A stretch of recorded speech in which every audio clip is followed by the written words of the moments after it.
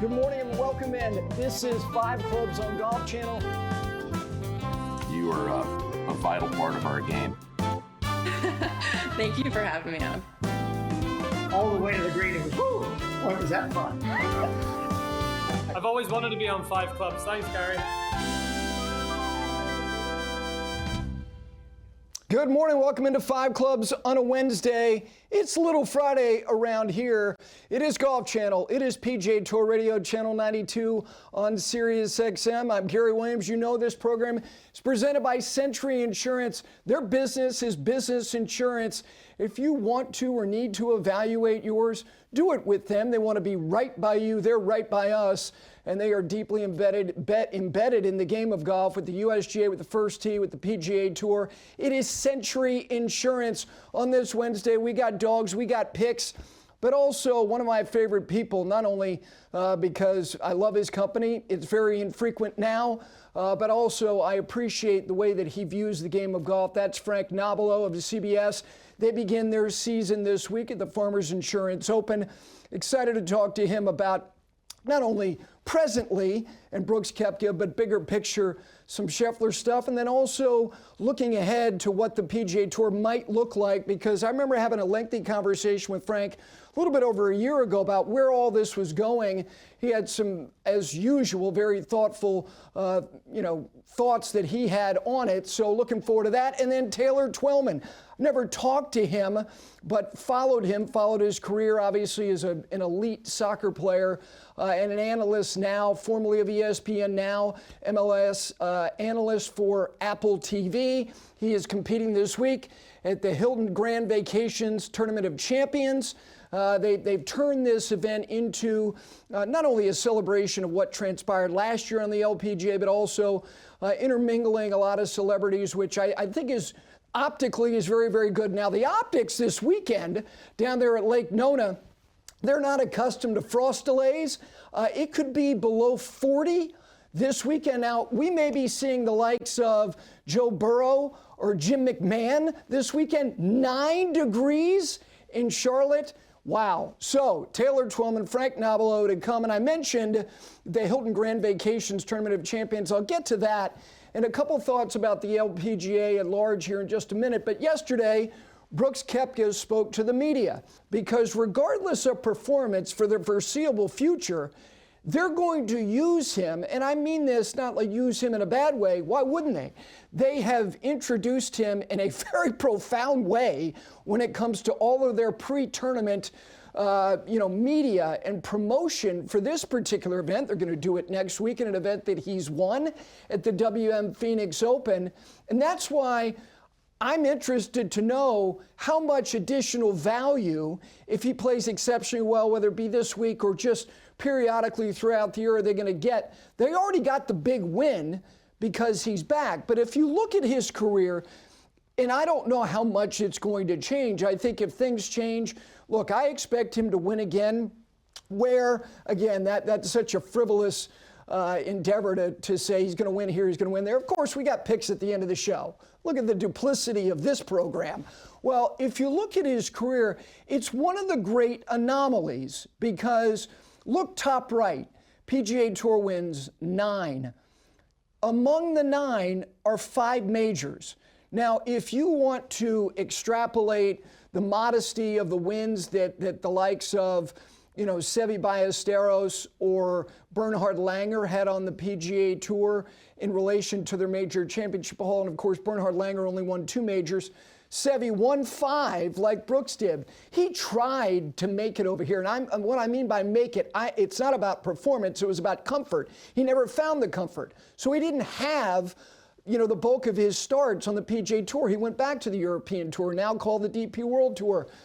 Brooks Koepka's career it's extraordinary in terms of being a 5-time major winner, but usually 5-time major winners, if they make their career for the most part here, they have 3 times the number of PGA Tour wins. So again, him being the bounty hunter that he is, I actually think that his performance in majors, where he's made his name and where most players make their bold type, is where they're going to get all the bounce.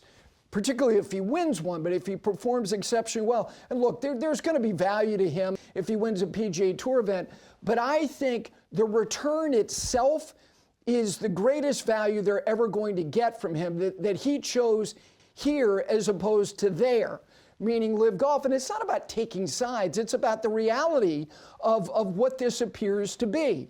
Now, the LPGA is coming off a year in which they showed amazing depth, that there have never been more players capable of winning on that tour than ever before. And that's a nice thing.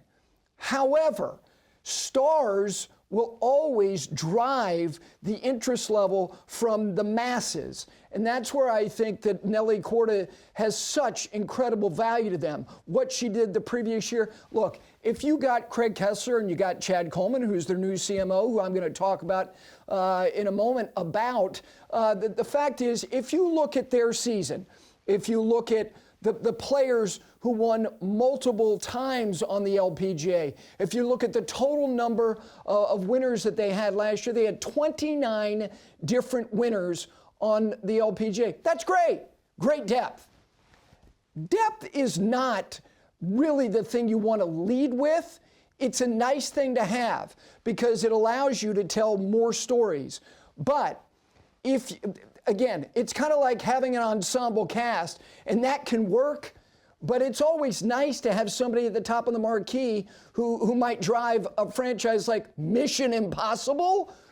What is mission possible for the LPGA is for Nelly Korda to do again, not to the degree that she did it 2 years ago, but to do that to a large degree again. And Gino Titakun is a great player, and she's telegenic, and she's affable, and she is engaging, and she's sticky in the sense that you stick around to watch her perform. But only 2 multi-time winners is not the best thing. And by the way, the young lady in the lower left, Lottie Woad, is an asset, and a big one, because she made her name on, talking about stages, Augusta National is as big a stage as there is in sports, let alone golf. And I think she has a chance to be special. The other reason why I think the LPGA is in a great place is because leadership doesn't hit a shot, but leadership helps what sports is about now. Sports is about storytelling, and ultimately the end product is the thing that is the most valuable thing that will drive the interest level of whatever the entity might be. However, so much has changed in terms of the way that sports is delivered to the consumer now. Look, golf is always going to have value right here. And I'm not talking about specifically right here, even though, in my own personal ego-driven mind at times, I'd like to believe that, but that's simply not true. It's the product itself. However, beyond the linear television product, sports has become much more, especially for a younger generation. They have an incredible luxury. And think about it if you're of a similar age that I am. Can you imagine if you could have chosen to watch what you wanted to watch? Like when and how? Really? Like I don't have to wait till Friday at 8 o'clock to watch The Love Boat with Captain Steubing? I can watch it whenever I want, and I can binge the whole season? See, kids today, they have no earthly idea. They have no idea that people of a certain age that are not dinosaurs had to actually get up to change the television. Literally, the product itself, like that. You're going, what are you talking about? I digress. The point is that Craig Kessler, who's the LPGA commissioner, first of all, he has incredible academic chops, Georgetown undergrad, Harvard MBA, but more importantly to me, and look, that's impressive, it's his vocational chops from McKinsey and KKR, 2 of the leading consulting firms globally. And what that means is that he's seen and attached himself and applied intellectual capacities that he has, intellectual bandwidth, to a lot of different industries already in his career. And oh, by the way, he left those bellwether consulting firms to become the CEO of a company called Buff City Soap, not exactly KKR. And Buff City Soap, which is a retail chain, grew exponentially under his leadership. But here's what he was doing. He was gathering range to apply it to whatever was next. And you know, one of my favorite books is that title, Range, by David Epstein, and then to Topgolf, and then as the COO of the PGA of America. So now he's inside the golf ecosystem. And I think that he has a chance to be somebody who will have an enormous impact, not just on his tour, but also on the industry. And then you don't need to know, or maybe you don't know the name Chad Coleman, who's the new CMO, Chief Marketing Officer for the LPGA. He was the chief of brand, the chief brand officer for Dude Perfect. You know them, right? Like Dude Perfect was able to use the stage that is the aforementioned Augusta National. Brand building is very important, not just to like things that you call brands, but even sports for that matter, because it gets back to how and when.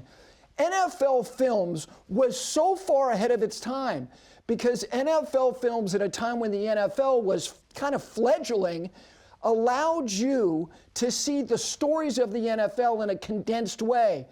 Music and imaging, and you're like, God, I saw that in 5 minutes. Maybe I'll watch a game Sunday at 1 o'clock with Pat Summerall and Tom Brookshire. Because Chad Coleman knows that fan engagement is driven not only by the fan engagement you get by likes, impressions, and follows. You know what follows after that? Watching the product itself. So taking a 4-day event and turning into a 7-minute story that gets likes, impressions, and follows, which gets monetized, which turns into revenue, which gets reinvested into your product, they are in a very interesting and good place. And I think they have a chance to have a wonderful year. But most importantly, it's the players themselves. And Nelly being Nelly again, and having players separate, to me, like Scottie Scheffler is doing. 29 different winners.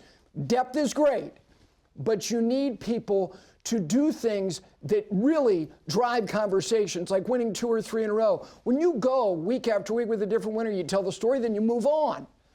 That's how you allow things to gain traction. All right, we take a break. When we continue, he is going to start his year on CBS this week at the Farmers Insurance Open. Always love a conversation. And more importantly, the fact that Frank Nobilo is now a dog dad. Now he's a full and complete man. All right, he joins us when we continue our dogs and our picks at the end of the program. It is a getaway day on a Wednesday here on Golf Channel and also PGA Tour Radio Sirius XM. We're back right after this.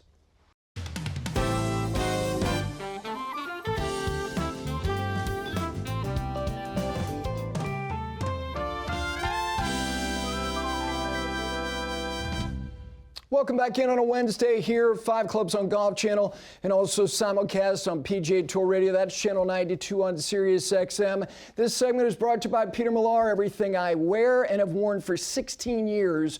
It's Peter Millar, including this little Bingham sport coat. It's the most versatile jacket, folded up, put it in a suitcase. Don't have to hang it in a hanging bag, which, by the way, that's a relic. Who has a hanging bag anymore? Everything you need is at Peter Millar and petermillar.com. All right, he's stylish. He's also eloquent. I'm a little disappointed. I saw him before we came out of the break. The man of the house, his dog is not with him. He, of course, from CBS Sports, Frank Nobilo. My friend, good morning. How are you? Very good, thanks. That's Gary. Selena's actually my wife has taken Bison out so that he doesn't interrupt our chat. But yeah, this is Viore, so my little competition to your Peter Millar. So nice brand drop. Well done. Nice placement. There's so many things I love talking to you about, and I want to ask you about Scheffler in this respect.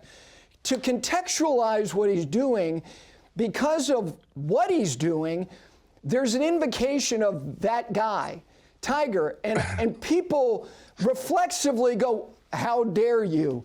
What's the most sensible way to contextualize what he's done in relationship to that guy? Well, we're going to start like that. No, honestly, I think it's great because, you know, as we get a little older, we actually forget, for example, Jack Nicklaus. And there's a lot of people that are watching golf right now that have to be perfectly honest, never seen Tiger Woods play. So on one hand, the Scottie Scheffler conversation at least allows people to realize how good Jack Nicklaus and Tiger Woods were. So from that point of view, I think it's always good to have the conversation. But then when you start to, drill down, there are comparisons. They might play the game differently, but their ability basically to just soar everybody off for second place. They're both ruthless in the most athletic way. I don't think Tiger or Scottie ever played for money. And that's admirable. They're powered. It's a bit like Chariots of Fire, where they're powered by a different source. And I think that's what makes them great. Obviously, him winning his 20th event last week was huge because it puts him in that elite category, which everybody's already talked about, 4 majors, 20 wins before the age of 30. So the comparisons have been flooding through probably for the last 18 months. And people would say, well, that's not really fair. Tiger Woods, the 82 wins, the 15 majors. But, Scottie's in the prime of his career. And the biggest comparison, Gary, I would say, is their ability to close on Sundays. I really can't remember Tiger Woods making a mistake when it really counted in the biggest events. And Scottie is getting eerily close to that. He just suffocates the players on Sundays. The other difference, I guess, is I remember Scottie's mistakes, for example, like his tee shot in the water on 17, because everything else just looks like he's having a Sunday drive with one hand on the wheel. Tiger Woods looked different. It was always a highlight package. It was the chip in at the moment and all that. But they both have that amazing ability to just sort of suffocate the opposition. I think that word is a great word. There is this sense that, can he pull off a hero shot? Sure. And that's the thing that Tiger has. He has a catalog of those shots, which is an amazing sizzle reel. You're a huge tennis fan, Frank, and tennis is a matchup sport, and golf can be. When you look at benchmarks of greatness, are there things that are transferable from these two sports, one you cover, both you love? Very much so, Gary. I've always used tennis as a comparison, and believe it or not, motor racing for the technology that's affected the game a lot. And tennis, because for a start, the 4 biggest championships in tennis, one of which is going on this week, the Australian Open, they're all owned by a different body other than the professional body, not dissimilar to golf, i.e. the Masters, the 2 Open championships, and the PGA Championship are owned by those respective bodies. So the professional body doesn't really have any control on the biggest events, yet the players continually talk about the fact that the benchmark is major championships in both sports. Then when you start to go into what determines a great player, you're going to use those major championships. So, for example, Jack Nicklaus 18, Tiger Woods 15. And if you want to use a tennis comparison, then you've got to add in things like the Grand Slam, which Rory just won last year. Nick Faldo has unabashedly said Rory becomes the best player, the greatest player ever in Europe, because he has won the career Grand Slam, even though he's one shy of Nick Faldo's 6 majors. So when you look at tennis, Djokovic, not only does he have the most majors in 24, he also has the Djokovic Slam, right, which I think was 2015-16, if that serves me right. And world number 1 and the like. So golf has those comparisons. Tiger Woods 15 majors, but also his career slam. So does he get added points for that? 2000, 2001, when he competed that slam, throw in the Players' Championship as well. That's a year that has never, ever been replicated in golf. So he should get bonus points for that. And then also the wins themselves, 82 versus Jack Nicklaus at 73. So, yeah, I think there's very, very similar benchmarks. And then I think the final one is who you play against. I think from a tennis point of view, this era that we've just basically gone past, Federer, Djokovic, and Nadal will never, ever be replicated. Well, at least probably not in my lifetime. But if you flip it a little bit, popularity comes in, i.e. if Federer had a year, for example, like Djokovic had with a career Grand Slam, would that tip him above Djokovic? I think the Federer fans would say yes. And I think that's where you get the analogy with golf. There's still a lot of people, myself included, that think that Tiger Woods has played the best golf. So, yeah, I think there's a lot of similarities. The Koepka thing, from the moment it got, we all got this idea that he wanted to return, and then he does. Look, that's a win for the PGA Tour, and they're celebrating it, promotion. and the way the event itself is being marketed. He's front and center this week. Added hours of a broadcast window tomorrow. You guys are gonna, you'll go deep on it this weekend as well.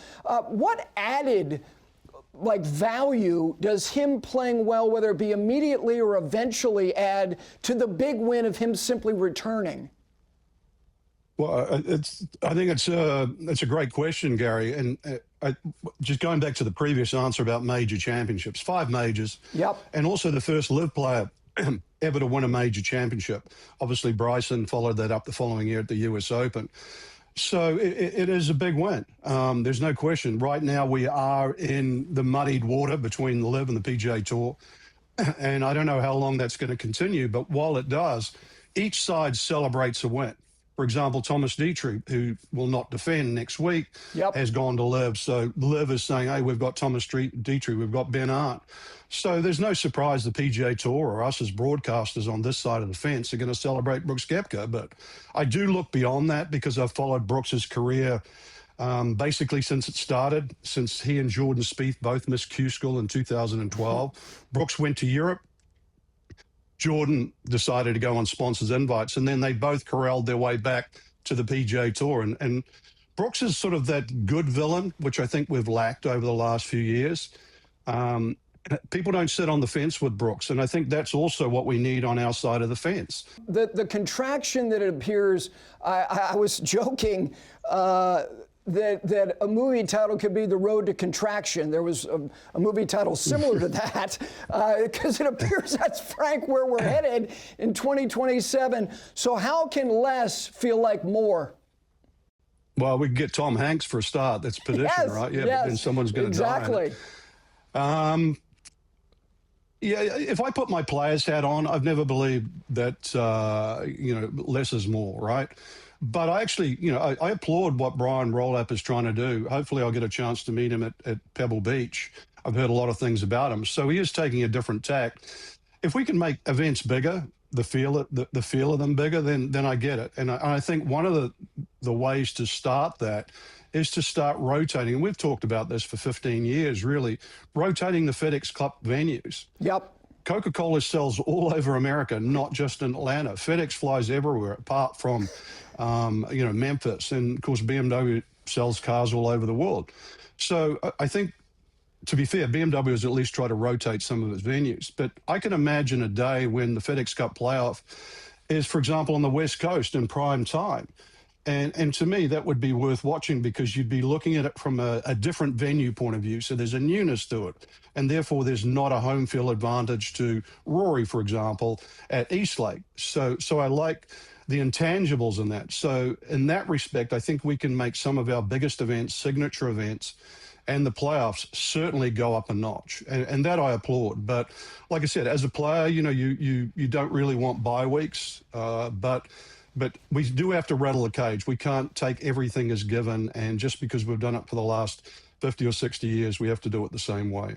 Yeah, Frank, I agree that, and I also think that a mini rota, that how this is for these facilities. Like the idea of swallowing hard and going, okay, it's over. We'll have our first planning meeting for next year next week.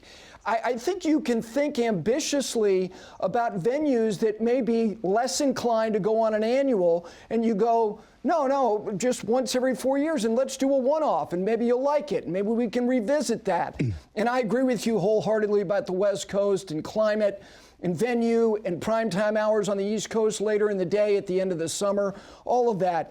Meritocracy, it's a great word. It's an even better word if it really is being applied.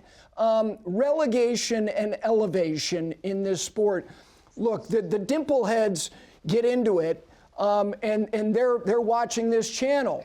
How can relegation and elevation be a dynamic that can be good for the product of the PGA Tour if it really is applied with merit? Yeah, I believe it's essential. Sadly, because of the situation, the split in golf, it's less of a bargaining chip because you don't want your top players to leave either side. And that is actually hurting us a little bit. I don't like the idea of having no cut, for example, and just saying, well, okay, you're in tier 1 and you're in tier 2 and tier 3 and whatever.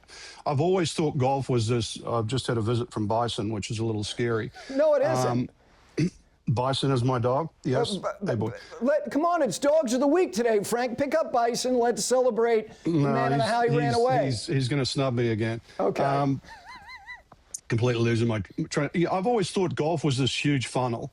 And that was the beauty of our sport. It didn't really matter where you come from. For example, a kid growing up in New Zealand, didn't matter where you played. Eventually, you wanted to get into this funnel, and then it would spit out champions. That was the beauty of it. If we become, like I said, tier 1 and tier 2, and we stop that, that's the biggest problem. Because for me, golf was always the beauty of the game, just like the amateur game. You show up on the first tee, you've got 18 different chess matches ahead of you. You don't know how it's going to pan out. You're against the field. They're all playing at different times. So somehow we all get them together. We cut a few of them out, cut a little bit of the weeds from the chaff, and then we determine who's going to win come Sunday afternoon. The unpredictability of it, just like the game itself, was always beautiful. It was a beautiful mess, in my opinion. And I don't ever want to see that change. So it is a hot topic because you do have some players now with a lot of clout that are in their 30s and they realize they can pad their own nest right now. I think that's the one problem that we do have to avoid. I always appreciate the conversation. Have a good first week. I look forward to seeing you soon enough. Hi, Serena. The boss is back in the office. We'll let Frank go. Bison's hanging around. We would have put him on Dogs of the Week, a little spontaneous add to the Dogs of the Week, which is at the end of the show. We've got to get Bison on at some point. He doesn't obey you because he's smart. Oh, there he is. There he is. We add Bison to Dogs of the Week. Frank, thank you, my friend. Cheers, my man. Okay. Have a great year. That's awesome. All right, we take a break. When we continue, Taylor Twellman. See, Bison, Dogs of the Week comes early. We're back right after this.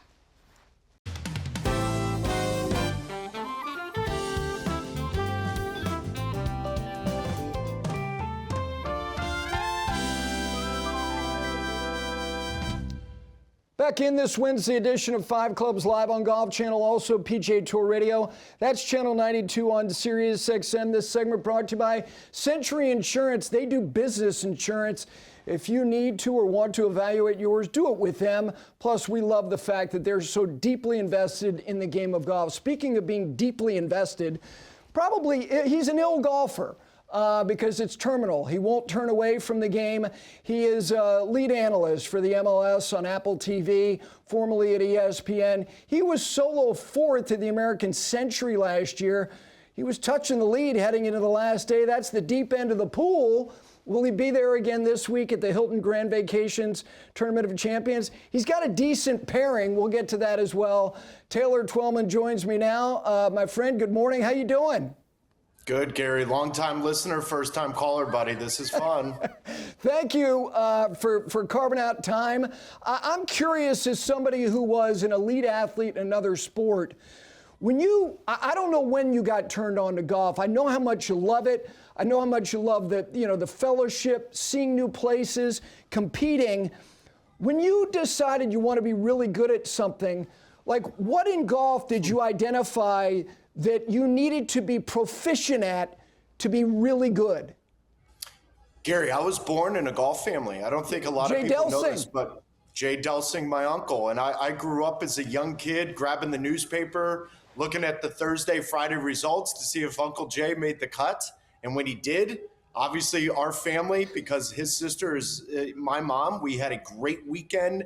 And I watch golf. I watch golf a lot. For me, on a personal level, two things about golf attracted me to it. One, the individuality of the sport. When we play team sports, golf is so unique. It's so different. It's you against the golf course. It's not you against the competitors. It's not you against everyone else in the field. It's you against nature and yourself. And so that brought me into a different, I would say, for lack of a better way to put it, a mental space that also made me a better soccer player. It made me reach different levels with soccer because you could compartmentalize the individuality within your role within the team and then playing the team sport. But I'll make this very brief. My career ended in soccer due to a nasty concussion in 2008. And I was in a very, very, very bad place. Golf saved me. Golf gave me the competitive spirit, Golf gave me a out of the pain, and I still deal with pain in different issues because of the concussion. But Gary, I'm not going to lie to anyone watching the show and listening to this show. Golf saved me. It gave me a new life. And so whether I finish fourth, and thank you for bringing up the fact that I lost the lead with the last 5 holes to play in Tyler. I appreciate that. But the truth be told, it doesn't matter where I finish because I feel like I've got a new lease on life, and I will forever be grateful to the game of golf because it gave me that. You know, Taylor, you mentioned mental space, and I am fascinated, all athletes, talking to them about when they enter flow state. And it's not something that is done consciously. It's not something that is done premeditatedly either. Golf, I think, is as hard, I'm not saying the hardest, as hard as anywhere because of time, the time consumption between the execution of shots, whereas whether it be soccer or football, there is a physical flow that is inherent to what you're doing. Golf does not present that. What has that been like to be as good as you can be with all of the time you have between the execution of the objective? Gary, it's the best way I've ever heard someone put that, truly. And honestly, if you think of the athletes in team sports that often translate to good golfers, it's not ironic that baseball are often those guys. And the reason why is exactly what you said. If you're playing hockey, if you're playing soccer, if you're playing football to an extent, basketball, you're constantly moving. You're letting your instincts take over, where then that state of flow in the way that you describe it, that puts you in a spot that you can succeed without really thinking. The moment you hit that ball and it's in the air and you see the result, from that point forward, walking to the next shot, you've got to, 1, mentally prepare for the next shot. 2, and I think this is the most important thing, you've got to take yourself away from the moment because then you're not concentrating for 5 hours and 15 minutes. Because on the tour round, in this kind of golf that we're playing, you cannot concentrate at that level for 5 hours and 15 minutes, 5.5 hours. You just can't. And so you've got to find the balance on taking it away and then zoning in. And I think it's the 15 seconds before you hit a shot. That is where you've got to compartmentalize. You've got to zone out, take everything out of it. And I think baseball players do a real good job of that, especially pitchers. 1, because they're only pitching every 5 days, and during their career, they can play for the other 4 days. But the other part is they know how to do this. And having the luxury of getting to know the Mark Mulders of the world, and now Marty Fish, who is an individual sport athlete, it's been a real joy for me, not only to make new friends, but also to see how they navigate the certain world. When I play golf with Joe Pavelski, it's very similar. He's a hockey guy. And so now we know the energies, we know how to react and how to take yourself out of that. So, Gary, it's a great way of putting how do you deal with concentrating and taking yourself away and then executing the shot in the moment. And I think the best thing that I can tell anyone out there listening is just hit and swing the best you can. Don't worry about the result. That will change how much, 1, you enjoy golf, but 2, you will improve more when you just concentrate on the movement versus what the scorecard says and what the end of the shot results in. You know, it's interesting you mentioned the time, and you're an elite analyst, Smoltz is too, and I was fascinated when John played in the U.S. Senior Open. He said he was exhausted when the rounds were over because, in one, he said, I didn't release the club once. It was steer and fear the whole way around, which is a byproduct of being preoccupied with results as opposed to being in flow. Look, I could talk to you about that stuff all day. I was curious, though. You shared a great story. You were on with Colton Drew on their radio show on Sirius XM about doing your job. And your job required you to analyze a result, and that was the United States losing to Trinidad and Tobago, and you're supposed to go on the greatest boondoggle imaginable on the east end of Long Island, and you're going, oh my God, I'm not going to be able to go because I'm going to be in a car wash all day tomorrow, having to be on 4,000 shows because of what I just said. My question is, did you ever fulfill all of those tee times? You played all the places you were going to play that you sacrificed because you did your job?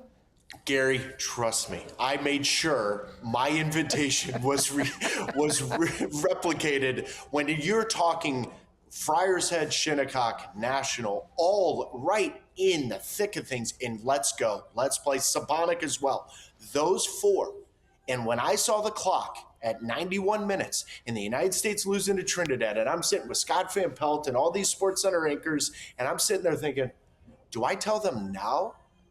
Do I tell them now or should I let it go? Do I tell them now that the boondoggle of my life in a great Calcutta where there's going to be money and so much fun, I can't go? Oh, no, that would be selfish. So obviously I didn't tell that story until about a month later. But Gary, in my mind the whole time I'm thinking, you got to be kidding me. I'm not going to play Friars Head.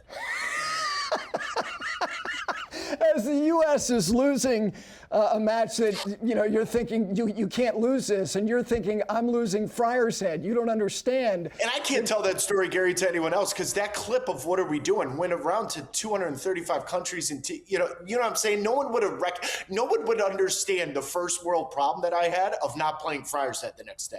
All right, before I let you go, you're playing with the aforementioned Marty Fish.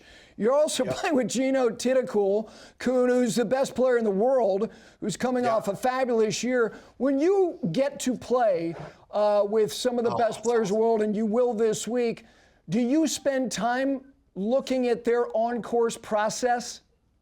Yeah, but Gary, I was raised in a golf family. I'm also going to recognize that I am playing next to her, but this is her life. This is her livelihood. So I will get the hell out of the way and make sure she's great. But for the Hilton Grand Vacations, Aaron, Mackenzie, Brian, that group, to put me in that group, that's a gift. I feel like I'm a kid in a candy store. I will enjoy every second. I've done it with all the other girls that I've played with. They're badasses. Anyone that talks on social media that's a 1 to 2 handicap that says, I can compete with them, you're out of your minds. No chance in hell you can compete with any of these women on tour. So, Gary, like I told you at the beginning of this, I don't really care about my result because if you told me in my life at 45, I'll be playing with Gino and Marty on opening day, buddy, come on. Now listen, people are going to be watching it and going, who is that? Who's Taylor Twellman? And I'll be sitting there going, thank you. It's a very good golf wave. You got the ultimate TV time this week. Listen, have fun. I know you will. Thank you for doing this. I look forward to doing it again for sure. Absolutely, Gary. Big fan. Thanks for having me. All right, there is Taylor Twellman again, lead analyst for the MLS on Apple TV. He will be with Marty Fish, Gino Tittacool, this weekend at the Hilton Grand Vacations Tournament of Champions. Those were winning words from Century Insurance. He really, I mean this in terms of his words as an analyst, he's elite. All right, we take a break. Dogs and picks coming up right here on a Wednesday on 5 Clubs.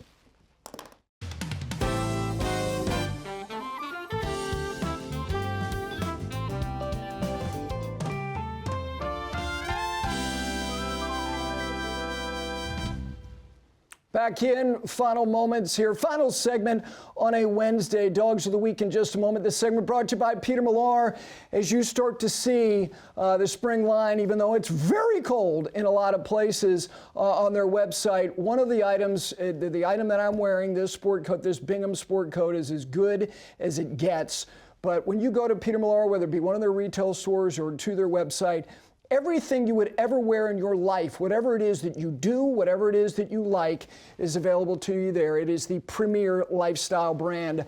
All right, speaking of a lifestyle, a life without a dog is not a complete life. That's why we celebrate God's creatures every Wednesday, especially if they have a relationship with the game of golf. If you've got a dog that you take to the golf course as part of the maintenance crew, the super's dog, the club dog, whatever, or you're just a member, you take the dog out there, let's have them. Dogs at 5clubsgolf.com. Let's get to them. Release those doggies on a Wednesday. That is G. That is George Sprague's dog. He's a terrier mix. That is with Paul Rio, the golf course superintendent at Deerwood Country Club in Jacksonville, Florida. Next up is Scottie. The owner is Wally Kim, PGA coach and assistant golf professional at Fiddler's Elbow in Bedminster, New Jersey. Scottie is an Australian Shepherd Rescue, loves to accompany Wally on the golf course. That is Peaches, okay, submitted by Tony DeChera. He's the head golf professional at the In-Town Club in Houston, Texas. Peaches is with Tony's daughter, Sarah, a little golden doodle, pictured here on 2 courses in Austin, Texas. Butler pitch and putt, and the other at Ben Crenshaw's Lions Muni. And finally, that is Scott and Mary Beth Stylin's dogs. Scott was on our program a couple of weeks ago. He's the president and CEO of the Sea Island Club, Sea Island Company. And those dogs, that's Hank and George. Hank and George. So whether Harris English wins the Grand Slam or Blades Brown wins on the PGA Tour, and they're all Sea Island guys, or Davis Love III, they'll not be bigger stars than Hank and George. They're superstars. Those are your dogs of the week. Send them to us, dogs@fiveclubsgolf.com. All right, our picks. We focused, last couple of weeks, we had DP World Tour event winners. We look at the results combined of all of that. Let me just say this about Brendan. The consistency that he has to be the 5 Clubs cellar dweller is, it's just extraordinary. He cannot get out of his own way. I'm off to a nice little start. Keith with a nice little bump. He should. I mean, he is an expert. So let's get to our picks. Those are our earnings through a couple of weeks. Here are your picks of the Farmers Insurance Open. We got a trifecta. I normally call it the idiot trifecta because when you have 3 or more people who pick the same person, the likelihood is that the result won't be great. I don't think that's true. Xander Schauffele, San Diego Kid, 3 of his last 5 starts at Tour, including the U.S. Open top 10s. So that's me, that's Emma, that is Jay Billows. Gil Hance goes with Chris Gotterup. Taylor, I get the Jason Day play from both Taylor and Brendan DeYoung. History there, form as well. Keith Stewart, again, he knows his stuff better than anybody. Cam Young, I expect him to have a big year. This would be a big way for him to start his year. And let me just get back to a final thought about Brooks Koepka, because him being back on the PGA Tour, they've already, as a tour, that's a big boost. And look, when you carve out 3 hours on a Thursday on ESPN to cover him, it just shows you that he is an asset. He is a chip, and he is golf's, and has been, and not over the last couple of years, golf's big bounty hunter. Speaking of bounty hunters, you know, I did it yesterday. I'm going to do it again today. It's not quite as cold, but it's going to be 9 degrees.